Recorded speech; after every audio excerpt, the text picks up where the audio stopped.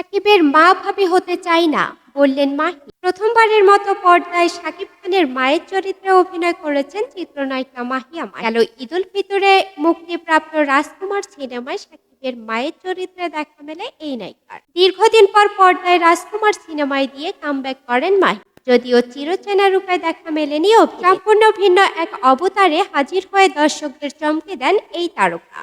তবে পর্দায় আবারও নায়িকা চরিত্রে ফেরার চেষ্টা করছেন মাহিয়া মাহি।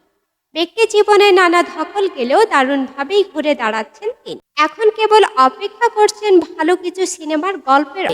অনেকগুলো চিত্রনাট্য হাতে এসেছে, এসব দেখেছি, কিন্তু অভিনয় করব এমন ইচ্ছে হয়। আমি কামব্যাক করতে চাই নায়িকা হিসাবে, অভিনেত্রী হিসাবে। ফলে এখন অপেক্ষা করছি একজন ভালো পরিচালক ও একটা ভালো চিত্রনাট্য। সাকিবের মায়ের চরিত্রে অভিনয় করার মতো কোনো চরিত্র পেলে কাজ করবেন কিনা এমন প্রশ্নে মাহি বলেন, না, সাকিবের মা ভাবি হতে চাই না, তবে তার সঙ্গে কাজের ইচ্ছে সবসময় আছে। কারণ সাকিব খানের বিকল্প আছে বলে আমার মনে হয় না। তার যে অভিনয় সত্তা এবং স্টারডম রয়েছে, এটা গড গিফটেড। এখানে শুধু পরিশ্রম নয়, আরো অনেক কিছুই রয়েছে। অনেকেই খুব চেষ্টা করে হয়তো তার কাছাকাছি যেতে পারে, কিন্তু একজন সাকিব খান হতে পারবে না। সবশেষ এই তারকা বলেন, আমি ব্যস্ত অভিনেত্রী হতে চাই না, একের পর এক কাজ করার ইচ্ছে নেই। ভালো কাজের জন্য বছরের পর বছর অপেক্ষা করতেও আপত্তি নেই। মানুষ যেন আমাকে ব্যস্ত অভিনেত্রীর তকমা না দেয়, তারা যেন আমার অভিনয়ে মুগ্ধ হয়, তৃপ্ত হয়। শুধু কাজের সংখ্যা বাড়ানোটা